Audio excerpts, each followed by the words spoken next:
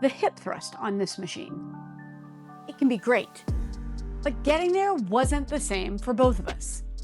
And one of the other moves they sell you on barely works. But what this machine might do best, Goimu doesn't even advertise. And ours arrived with problems. So at $400, is this a really good hip thrust machine or a budget machine that asks you to solve too much yourself?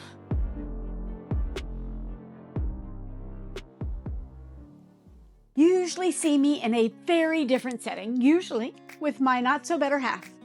But today I'm at my friend Jess's house while we help her build out her first real home gym.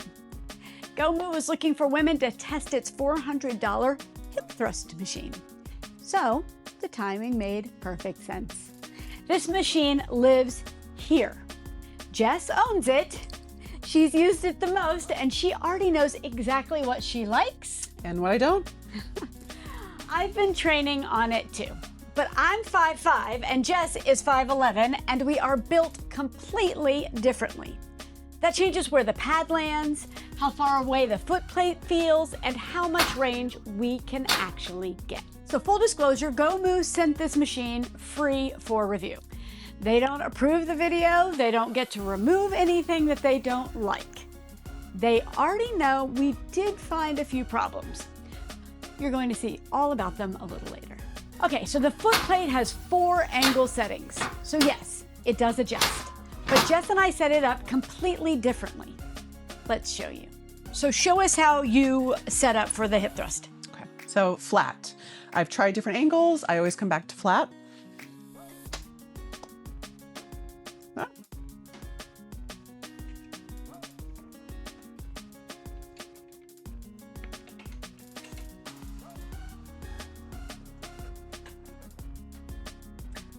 And at this point, I would like more depth. I hit the safety bars here. So she's flat and wants to go deeper. I'm slanted and it already fits me. Same tool, however, fixed both of us, used 2 different ways. So our torque wedge, it's 2 wedges, angle it or combine it, and it makes a box. I keep mine slanted and put the wedge under my feet, and it opens it up for more range. Jess turns it into a box, flat, like she likes it, but her feet come up, and that's the depth that she's missing. So we bought this ourselves, nobody's paying us to bring it up, and you don't need it. We both get what we need without it, it just makes it better. Better. Totally different reasons though. Yeah, you're missing the range, and I'm missing the height. That's the whole point. Short like me, tall like Jess. You might want something under your feet. Everything up to now was about fit. This is about the movement itself, and this is what you're actually buying the machine for. Once we each found our setup, the hip thrust on this thing is genuinely good. It feels solid, it stays planted under real weight, and loading between sets is easy, which matters because that's the part you do over and over. The pads are worth talking about. They're firm, not squishy, not soft. And here's a small thing we noticed. The bar pad, the one across your hips, is a little softer and less dense than the back and seat pads, which makes sense. That's the part pressing into your hip bones. The parts holding your weight are firmer. Somebody thought about that. Okay, so how does the padding feel under heavy weight? Great.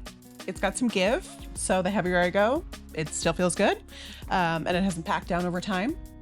So here's where Jess and I actually disagree. The bar path is fixed. It moves on one track and you can't change it. And you're not a fan of that. No, I want a bar pad that moves with me. Well, I'm the opposite. I like a fixed path. I don't want to have to balance anything. I just want to get on and push. So this one does come down to you. If you like it guided, you'll like this. Want your own hips to find their own groove? You won't. But the movement itself, it's solid. It does the hip thrust well. We both like it and we both use it. Once your setup is right, this part, it works. So Goimu advertises 5 exercises on this machine and we tried all 5. They are not equally useful. Goimu calls this one glute gains. That is not the name of an exercise. What they are demonstrating actually is a standing hamstring curl. Can you show us how they demonstrate this move in their materials? I can. So I can brace myself like they do in the materials, but when I actually go to do a hamstring curl, it's just incredibly uncomfortable. The range is not great, and I'm not a fan. So it's not that someone can't brace. Their own product photo has the model leaning on the pad, and that's fine. It's that even done exactly their way, the range is tiny and it just doesn't feel right. Nothing's really working there. So skip this one. Everything else on here is actually just better. So that's the movement that Goimu should probably remove from the list. And here's the one that they should add.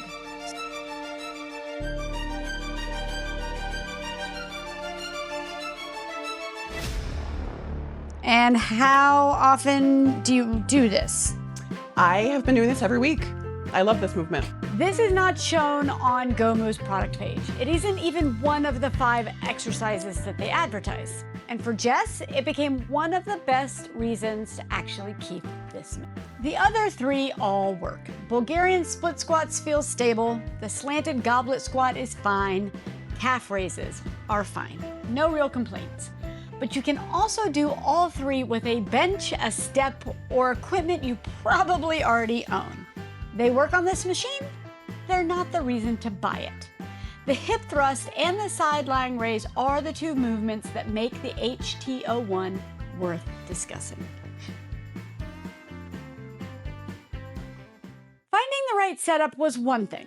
Making sure ours was actually complete was another. This machine arrived with 2 defects, and one of them required a drill. One of the mounting holes for the band peg was never drilled. Without that second attachment point, you cannot properly run bands from both sides. So we drilled it ourselves. You should not have to drill a new machine. But before we touched it, we asked Goimu directly. They confirmed in writing that the missing hole was a manufacturing defect on their side. They also confirmed that drilling the hole to make the product work would not void the warranty as long as the original problem came from them. If your machine arrives this way, contact Goimu first. Ask for a corrected part or get written approval before you drill it yourself. The second defect was one of the safety arms. They are supposed to automatically rotate out of the way when the machine lifts. One of ours arrived bent, so it sticks. This one sticks. So if I don't move it out of the way myself, I hit it. Okay. So honestly, it interrupts the setup and it should not happen, but it hasn't really stopped Jess from actually using the machine, right? You've just adapted for it. We reported both problems to Goimu. They thanked us for flagging them and they know both are in our review. That does not mean every HT01 will arrive like this. It means ours did. This is budget equipment. When it arrives, inspect every bolt, every hole, and every moving safety before you start loading it. The frame is 14 gauge steel, so 2 millimeters, solid under real weight. But large bumper plates fill the loading posts quickly. The practical limit may be the length of the post before it's the strength of the frame. Thinner steel plates let you fit more weight on. It has wheels and is easy to move. That's useful in a room like this that is still being built out. But the rubber feet stuck to Jess's bare concrete and pulled loose. Flooring mats could solve for that. The band pegs work once both mounting points exist. But using bands and plates together is awkward. The bands have to route around or between the plates, and it works, it's just a little fiddly. So you didn't pay for this, but would you? For $400? Absolutely. I use it constantly and I'm keeping it. Okay, well, what if I said at 600? I'd have to think a little bit harder. Okay. Well, at 400 we agree then. Buy it if you want a dedicated plate-loaded hip thrust station and you're willing to spend some time finding the setup that fits for you. The sideline raise gives it a second genuinely useful movement that Goimu somehow forgot to advertise. And just know that depending on your height, you may want something under your feet to get your ideal range. We both did, but just for opposite reasons. So the machine works without it. That just dials it in, right? And if you train heavy with thick bumper plates, the short loading post may cap you before the frame does. The hip thrust can be great once the setup works for you. One advertised movement is barely usable. The hidden movement is better than the several of the other advertised movements. And ours arrived with 2 quality control problems that should not have been there. But Jess is still keeping it.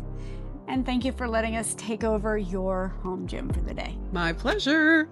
It fits real people, it just doesn't fit them all.